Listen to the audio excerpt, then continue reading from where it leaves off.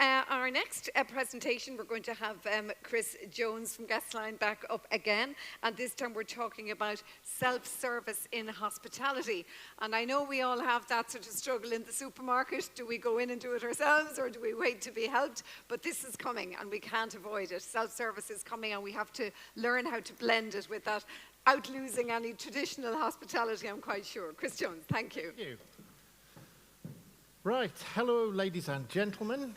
Thank you for coming back after lunch. I know there was plenty of treats and temptations there. We didn't think you'd all come back, actually. Thought you were all enjoying yourself out there too much.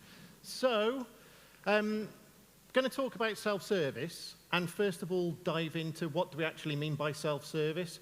And I think one of the things, just to say before I start, this isn't going to be a silver bullet session. We're not going to tell you how to do this. What I'm going to do is just go through, we've been looking at this at Guestline for 2, maybe more years, pretty much spearheaded by the pandemic. We've been looking at how hotels have changed, how staffing has changed, how the guest expectations have changed. So what we've actually been doing is sinking a lot of time into seeing how tech can change the way that your staff work, the expectations that your guests have and how you fulfill them, and obviously how that affects your revenues and your productivity.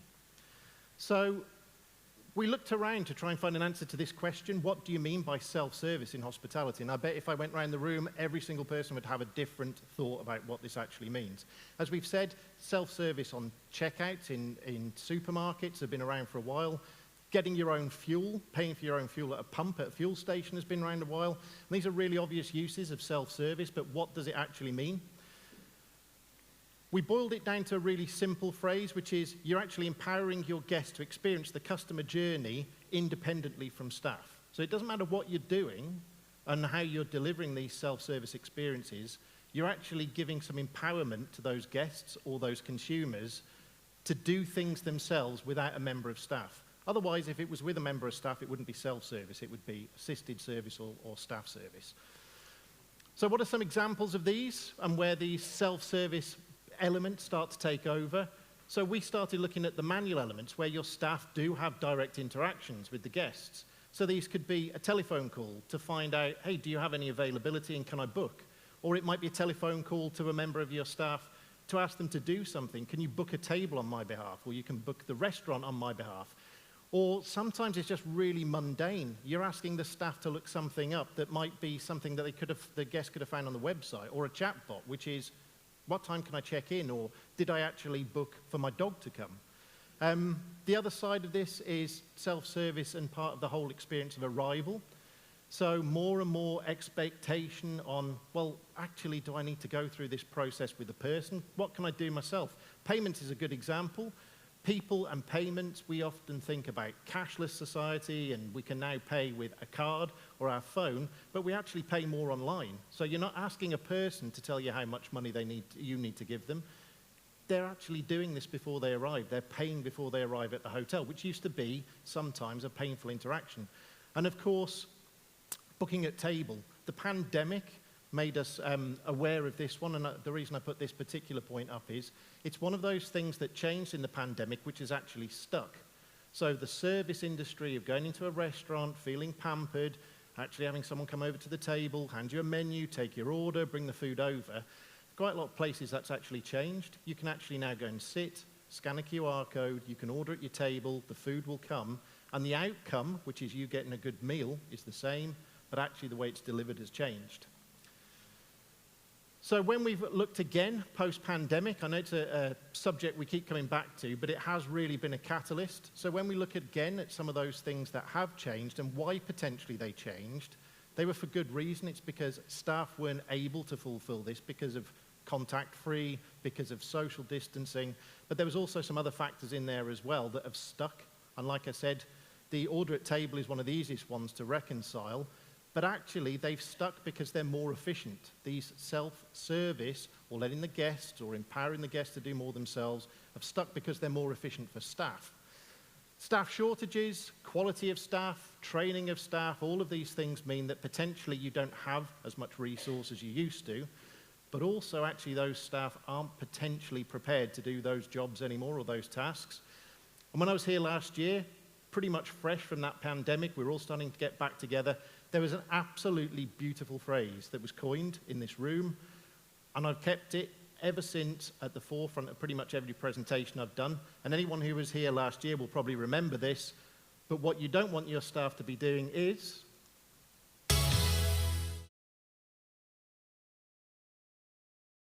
what do we mean by a zombie job? And by the way, if there's anyone in the room from the Federation of Music Copyright, it wasn't the real artist, by the way. What do we mean by zombie task? So what's a zombie? It's just somebody who, against their will or without any will, is just doing repetitive, mundane things over and over again. With the state of a zombie, it's basically a body walking. There's no thought process, there's nothing needed. And you put your staff in these positions. You ask them to do the same things over and over and over and over again. They act with the system, they go into the system, they retrieve some data, they ask some questions, they punch the data back into the system, and they do this all day, every day. And we wonder why those staff's morale is low. So we started to analyze this, and I'm going to keep the zombie analogy just going for a short while. We started to analyze this. We've got a system of record, and I'm only using the PMS as an example. There's many other systems of records that we all use. So we'll have our restaurant table booking systems, etc., or our payment systems. But just an example, the PMS. So we have the PMS, we have your zombie, your member of staff in the middle, and then you have the guest at the other side. And pretty much everything that that guest needs to do on their journey from worrying about where they're going to stay to actually coming and staying and experiencing with you requires that chain. They need that person, that member of staff in the middle, to feed them information or answer requests. And in the old days, it was worse. So at the minute, just imagine to get information about the PMS on your availability, a member of staff would have had to have dropped into the PMS or the diary, contact the guest again, act as the middle person. Even through to the booking, that would be a manual process with somebody in the middle. And even at check-in, we're doing exactly the same. That member of staff is an intermediary doing repetitive, over and over and over, every day, the same tasks. But actually, there's an easier way. And what we've seen with self-service is, it's quite visual to imagine what would happen if we just take that member of staff away from those zombie jobs. And to be really clear before anybody says, hey, we're in a service industry, we don't want to do that. We're not saying do this for everything. We're saying in certain circumstances where there are zombie jobs or repetitive jobs or mundane tasks, does that member of staff really need to be there? So let's take a look at the OTAs. Let's look at acquisition again. One of the things with the OTAs is you send them the data and information about your availability, your pricing, etc., and they broadcast that out to the guest. The guest makes a reservation, and that drops back into your system. And your member of staff doesn't have to be there 24 hours a day to give that information out and to receive that information in. That just works in the background. So in effect, that is a self-service piece that's an example that's happening right now. Hopefully, those of you who are running properties are getting reservations coming in from those channels now, and you can rest assured that's happening. You've got nobody employed in the middle to actually do that. So some just other examples, some quick examples here of self-service. We've had great speakers here today, and we've spoken about AI, especially AI-powered chatbots. AI-powered chatbots are a great self-serve technology. Those phone conversations that drive some hoteliers, especially busy ones, insane, especially at front desk, when they're supposed to be doing other things, is that mundane, hello, yes, okay, and okay, so you just want to know what our check-in time is. Am I really employed, and have I really just disrupted taking an order or getting that wedding booking or taking that great big extensive list of things I needed to do? Have I really interrupted that just to tell somebody what our check-in time is? AI chatbots can do that for you 24 hours a day, all day, every single day of the year. Another example, I just mentioned booking engines, but the other thing that we don't realize is more and more of your guests are online, and more of those communications and interactions that they have are online. So booking engines are a really simple example of self-serve. They're not having to phone you up to make a reservation or ask you about availability. If you feed all that information into those booking channels, that can act as a member of staff for you, and it's more consistent. Again, they don't take holidays, and they can do this all day, every day. Self-service portals. So when we talk about portals, anybody who shops online, is consumer shopping online, if you place an order, for instance, and you need to change that order, or you need to check the delivery status, or you might want to cancel that order, there's portals, there's these areas that we can go into post-purchase or post-first interaction, and we can actually make changes and manage our reservations, our purchases ourselves. More often and more frequently, what we're starting to see in hospitality, and certainly at Guestline, we've put a lot of effort in the past few years into this particular side, is self-service check-in and check-out. Because again, this is a mundane zombie task for your staff. They're just taking information from the guest, putting it back into the machine, and that's it. And they would do that over and over again. But these machines can do these self-service machines can do these more consistently, gather that data. The guest is putting first-party data in themselves, so you get better data accuracy, and it just takes away another zombie job. And finally on here, just another one of those things that was mentioned on that first slide is other on-site amenities that you've got, which are now more self-service. So rather at the time of booking, trying to cram all this information down your guest's throat, why not let them self-serve? If they want to take your restaurant, or they want to take a spa, or they want to book golf, give them and empower them the ability to do that themselves when they want it and make their own choices.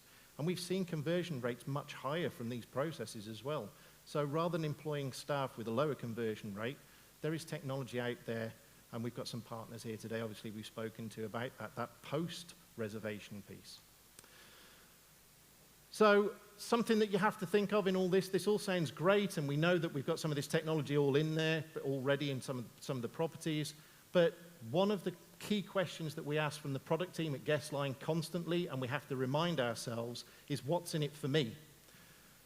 So as a tech company, we can build all these wonderful things, but actually if there's nothing in it for you, why would you buy it? And it's exactly the same mindset that you need to think for your guests as well. If you're going to mandate and employ this technology for self-service, what's in it for the guest? It might save you operationally. It might keep the cost of your staff bills down. It might even make your hotel more profitable. But if there's nothing in it for the guest, is there actually a benefit to them, and will they adopt it? Now, everyone loves a good statistic, so here are some statistics.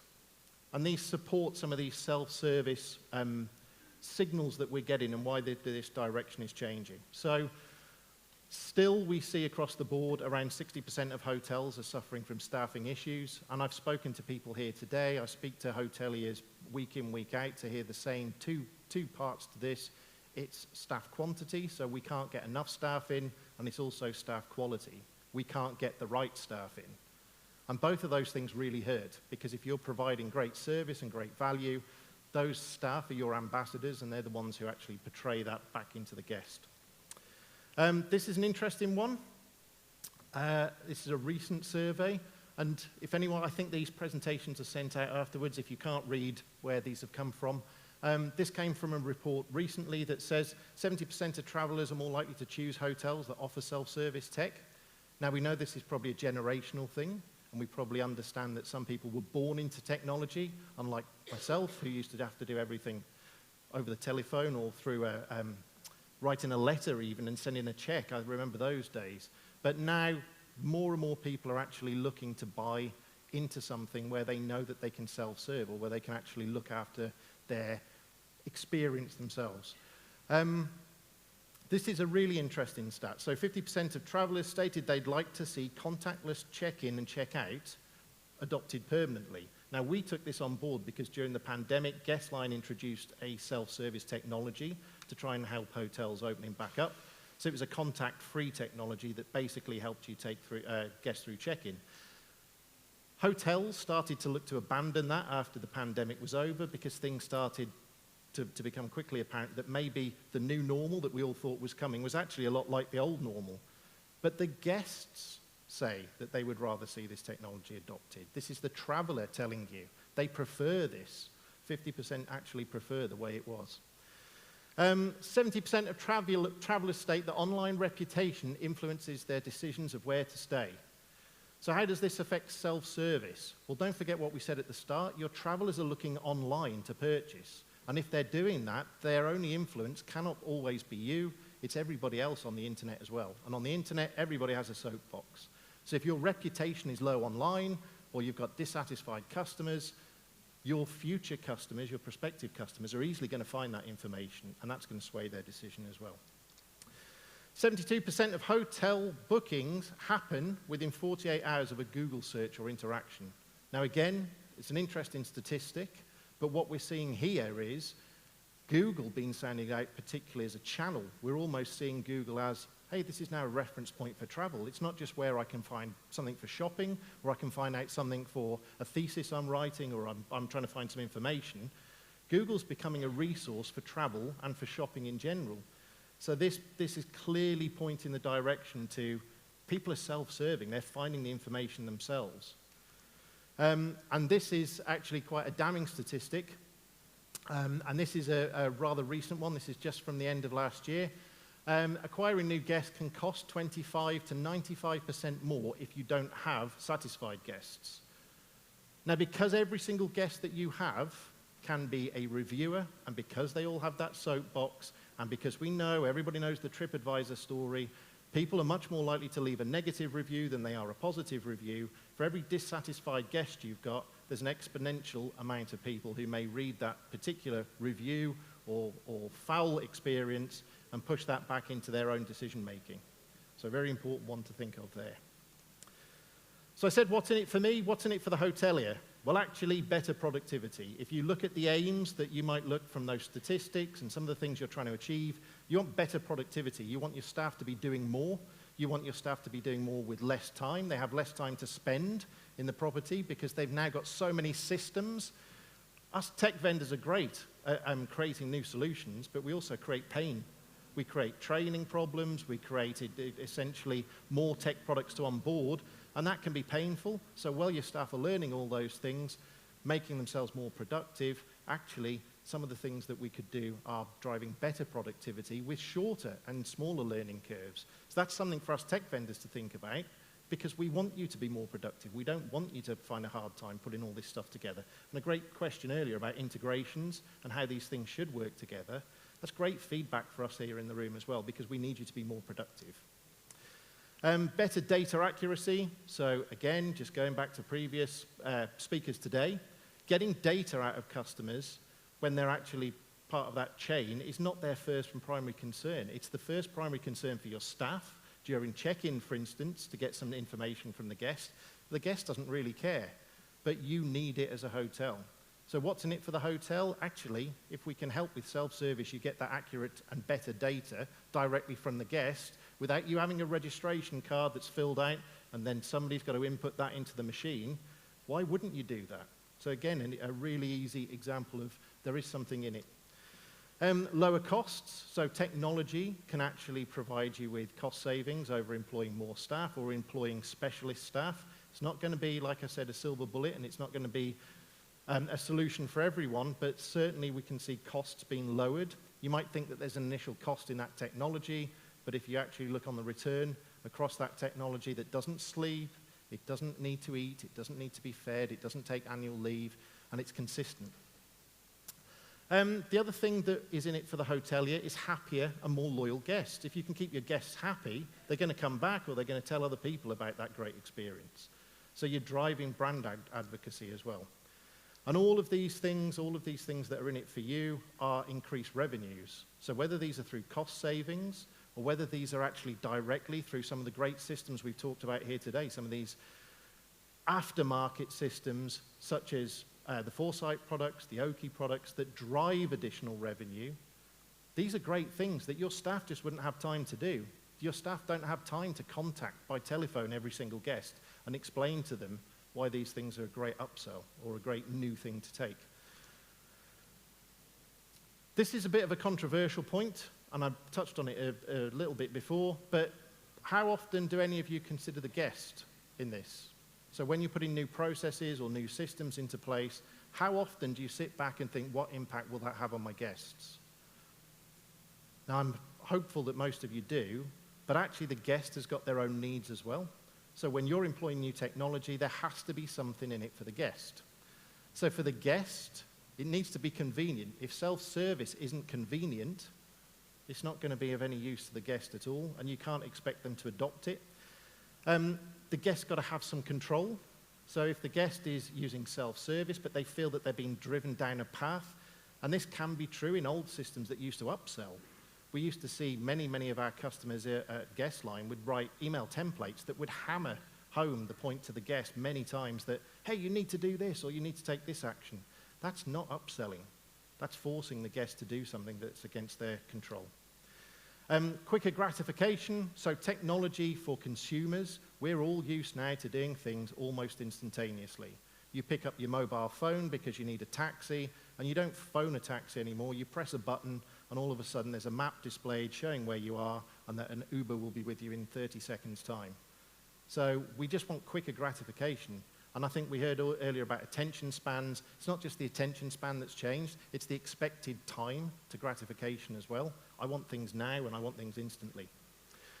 For the guest, it's got to promote advocacy. We want the guest to feel loyal to your brand. So if that technology is making your guests feel that you've become clinical, or the experiences they've had with you previously, if that self-service has suddenly changed their perception of you, that's not good for the guest. It's got to be something that will keep promoting advocacy. And a big one here as well, we always talk about guest experience, but actually one of the points that we found in the research that we've done is guest experience is almost directly related to guest expectation. If you set a guest expectation low and their experience is great, then that will be a great guest experience. If you set the expectation high and the experience is on par or below, that guest isn't going to have experienced what they expected. And it's a really easy one to remember, experience expectation. So I said as well, there's a point here to be made that is self-service going to work for everybody? Now, I'm going to take some of you, hopefully, back in time, and some people will remember this, some may not. But go back to 1985, Saturday afternoon, you have 3 channels available on the TV, and if like me, your parent says we're having a night in, we're going to cook some food, we're going to have a great time, and I'm going to take you to Blockbuster, and we're going to let you choose a movie. Be like, yes! So you'd drive down to Blockbuster, and you'd spend 10 minutes looking through the shelves to find which boxes were empty but had some film that you might be interested in. You take a look on the back. You take it up to a counter where somebody would go and find the tape, place it in, give it to you, you take it back home, you'd watch the film, and it may be lower than you expected, and then 1 or 2 days later, you'd have to get in the car and take it all the way back. Now that was an experience, and at the time, it fulfilled a purpose, and that experience was, it was a family time, and we did something together, and we went to this shop, and we chose a movie together. We spoke to somebody at the shop to get their recommendations. They went and got us the movie, put it in, and there was something magical about that. My little overprivileged, I think, in some ways, child. I have an 11-year-old daughter, and I do think they're overprivileged, because I was speaking to her about this experience. She said, "Dad, that's stupid. Why would you go all the way to a shop to get a film to watch on a Saturday night? Why didn't you just go on Netflix?" And I was like, yeah, I can see what you're saying, but actually, if you think about the outcome's the same. We all sit there with these movie stations or channels, and we'll take a look through, and we'll try and find out which one we want, but we self-serve, and we get instant gratification, and we get a movie to watch, and it might still be meh, but we still have a family night in, and we still get the same end result. But what is different between those two is the experience. One was self-service, one was very much not, but the experience was the same. We have to ask the same in hospitality. Is it right for everybody to go this route of self-service? So another good quote here, mandating guest self-service as part of your business directives might not be the right approach. The staff and the guest needs should always be considered a priority. So if you're going to introduce self-service, and it's going to upset your staff, because quite a lot of the time we see this mandated at top level and it's a top-down operation, if it's not going to work right with your staff, it's not going to work right for your guests. Likewise, if it's not going to work right for your guests, it's not going to work right for the staff. Nice little quote here.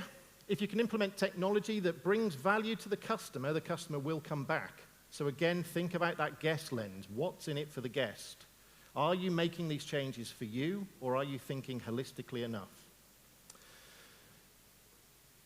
Go back to my horrible but actually fun Blockbuster analogy, because I used to hate in the end, once I became more of an adult, I used to hate that thing of having to take the tapes back, rewind them, put them back in the box, take them back to the shop. There wasn't anything enjoyable in that final piece. So now I think back that I don't have to do those things. That's actually a benefit. And that comes on to 3 things here, 3 C's of experience: communication, convenience, and choice. So what was different between Blockbuster and Netflix. It was convenience, which makes, for me, Netflix better. The communication was still there. We still used to get mail shots and TV adverts about the latest movies at Blockbuster. I could have a chat with the person at Blockbuster to ask what the latest movies were and what they were about and what they'd recommend. The choice, there was quite a large choice, very much similar, but the bit that was different was convenience.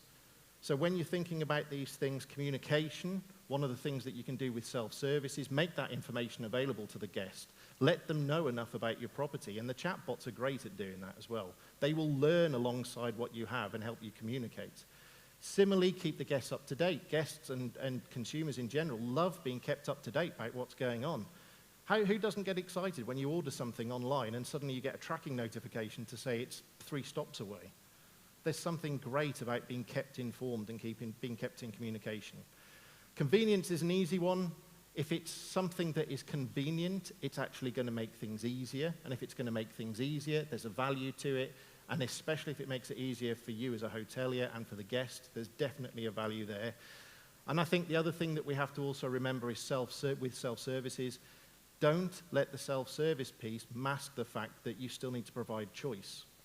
So whether it is the ability to choose your stay, so that actually what you're going to do when you're there, if you're choosing to come to a property because of the surrounding area, make sure that your guests are aware of these things. Give them more choice. Don't be afraid to tell them what's going on in 3 months' time in the local town hall or the local markets or the local theatre.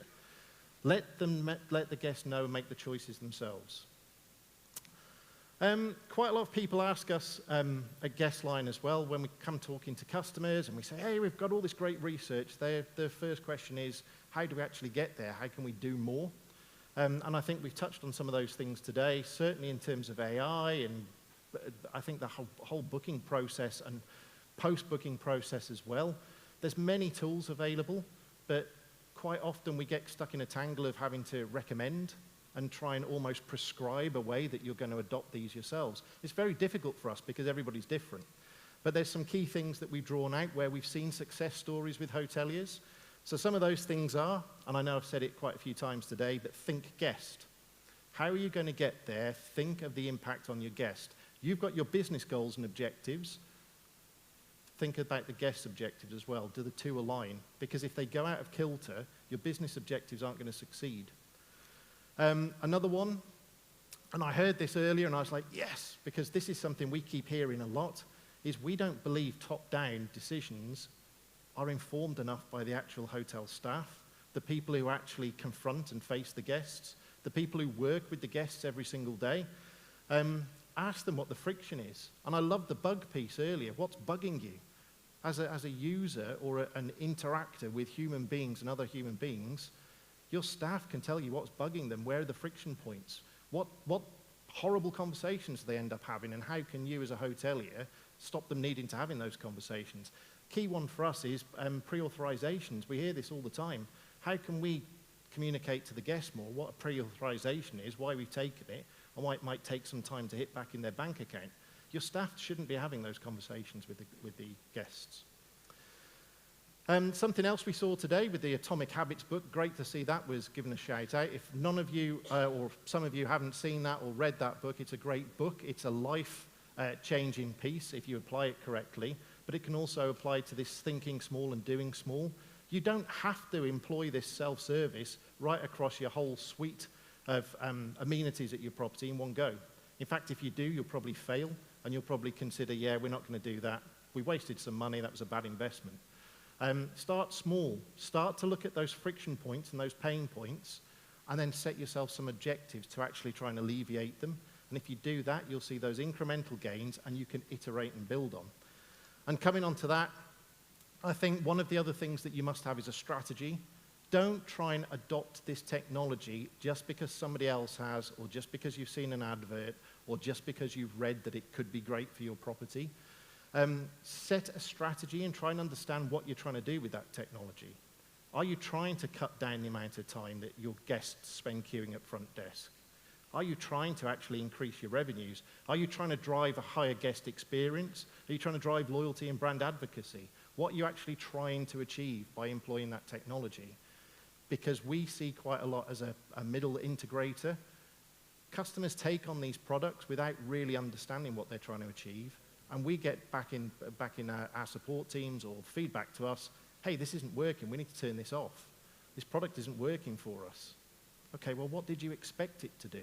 Did you have a plan? Did you know what it was going to do?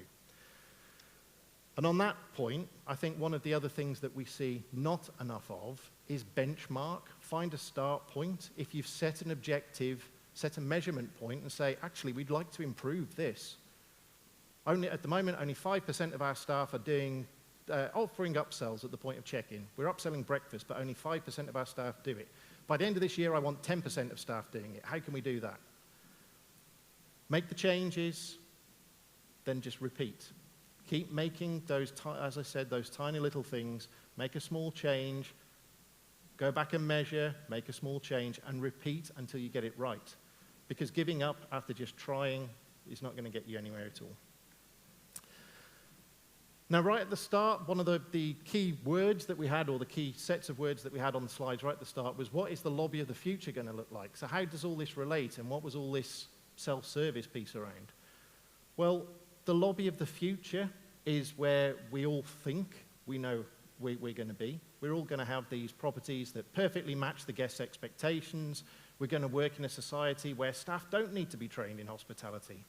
We're going to be working in a society where potentially we don't need staff at the front of house. We don't need anybody to meet and greet.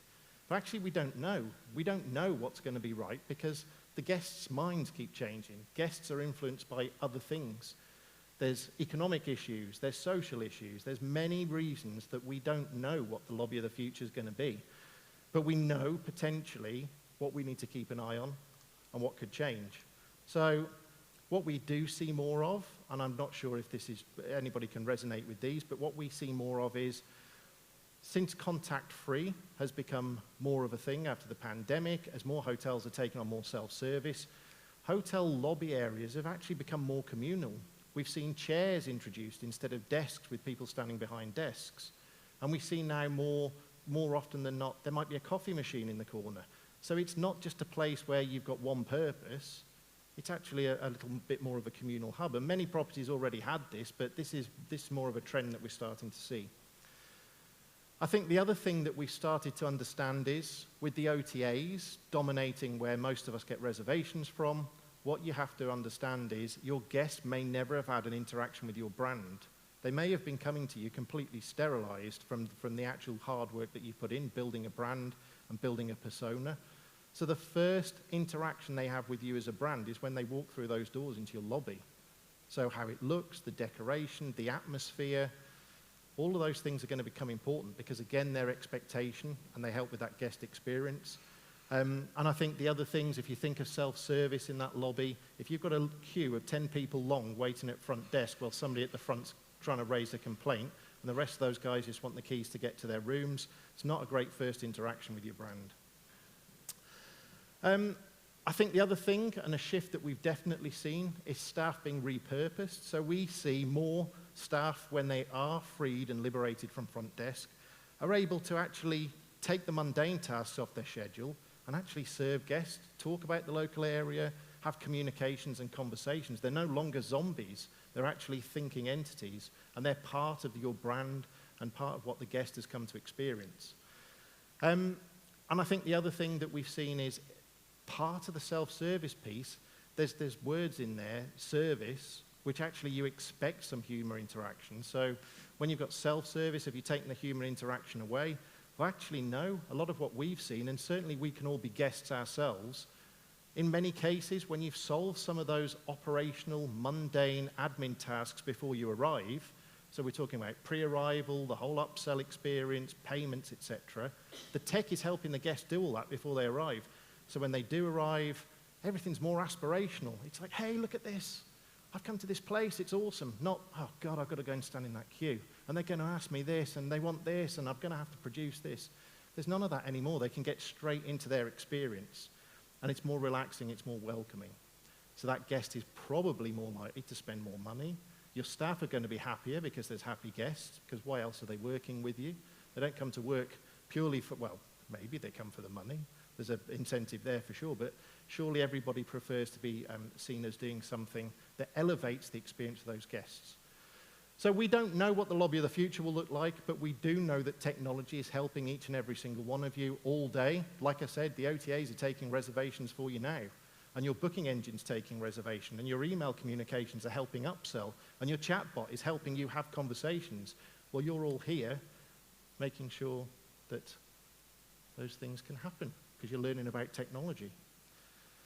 Now, we could talk about this, myself, the likes of Alan, the likes of David, and all the other guys. We could talk about this all day, so please come and find us afterwards. We'd love to talk technology. We're all a little bit geeky. So like I said, we don't have the solutions for you, but we're more than happy to talk about it. And that's me. Thank you very much.